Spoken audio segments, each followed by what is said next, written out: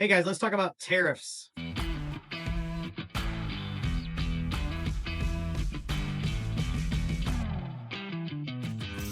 Tariffs is a big topic in our world these days. In fact, since Trump and the Trump administration has rolled out the tariff changes in the United States on Liberation Day, I have had so many buyers and sellers, future sellers, contacting me and saying, hey, what's going on with the tariffs? What do we need to know? How do we navigate this? How can we potentially mitigate some of the risks here? So let's just talk broadly about where we're at right now. Tariffs are going up. The U.S. has sort of been abused, according to the current administration, on tariffs, where we allow people to free trade with us in the US, but they don't allow us to free trade with them. And so President Donald Trump, he's come from this perspective of, I want to even the playing field. Now, on Liberation Day, I don't know if you saw, there's like a big chart and it showed all these different tariffs and what we were going to charge another country. It said, this is what the country charges the US. And then now this is what we're going to charge them in return. The reason they created that chart was to try to make it look like we were giving people a really good deal. I want to make a couple of comments about that. First, that number that we said they were charging us was not the tariff. I know that sounds strange. Let me say it again. That number that was on that chart, it was not the tariff. It was actually a representation of the GDP shortfall we had in the trade relationship we have with that country, calculated out into a percentage that they called the tariff. I don't know why they did the math that way. I'm not here to take sides politically on it. I'm just letting you know that's not actually the tariff. So Cambodia, it says they charge us a 97% tariff, and then it showed that we charged them a new tariff of 49%. So the perspective they were trying to give was, hey, we've been tariffed to death.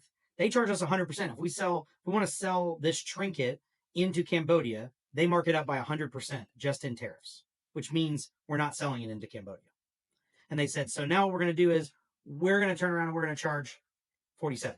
Okay, so let me cut to the chase on where I'm going with this.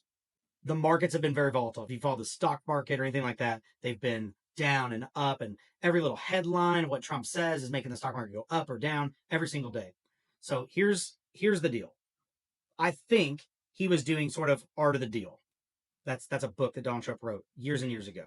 It is, you ask for the moon so that you can land somewhere reasonable. So what we've got now is 75 countries say they want to do a deal. And so things are normalizing. What did I see on our listings when these things announced? Let me tell you.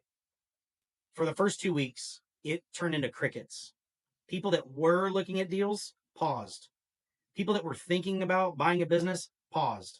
But after about 2 weeks, my inbox picked up with inquiries. My phone started ringing. Everything sort of returned. So the market doesn't like uncertainty. And so as we've kind of been in this realm and they're saying, hey, we're making deals. We're going to do a deal with India. We're going to do a deal with Vietnam. We're going to do all these deals. Things are starting to normalize. So we're starting to get that, and that's good, and that's helping. What are my sellers doing? Well, this is really interesting. So I've got several listings that are tied to China specifically, which is where the most intense tariff talk has been going on. In every single instance, I have 3 examples.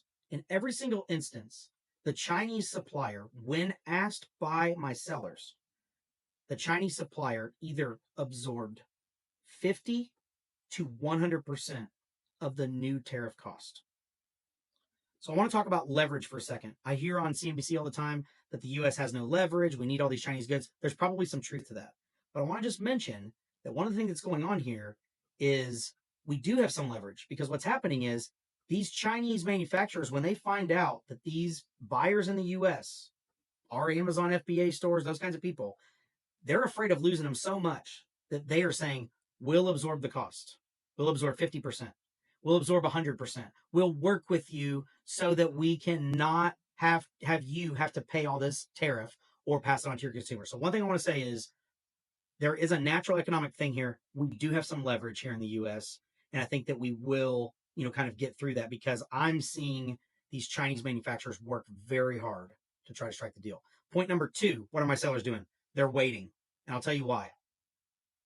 Talking about huge tariffs is big time trouble for the economy. The Trump team has a window about this big to do this. He did it less than half a year after he took office, because he's saying, if I got to break something, I need to break it fast and then get back. So everyone's just kind of chilled out. I don't have anybody calling me crying. I don't have anybody calling me saying the sky is falling, Brad. What do we do? Everybody's kind of like, just give it time. Let's just see what happens. Okay. Now, if you're a buyer, what could you be doing in these times? Well, we're going to get some trade deals, and it's probably going to make trade for different suppliers around the globe more attractive. It's going to create a little bit of a buyer's market. So if you're buying, uncertainty is something you can capitalize in on and get some good deals. We have seen an uptick in people that want to go to the exit doors. Anytime there's uncertainty, we'll see an uptick in people that say, hey, I think now's the time to sell because I don't like this uncertainty. So as a buyer, you have an edge. You can come in, you can find a business that something that might look a little bit rocky. You can find out, hey, do we have a path here? And by knowing that path, we can exploit that path, and we might be able to get a better deal than we would get if there was no trade talk.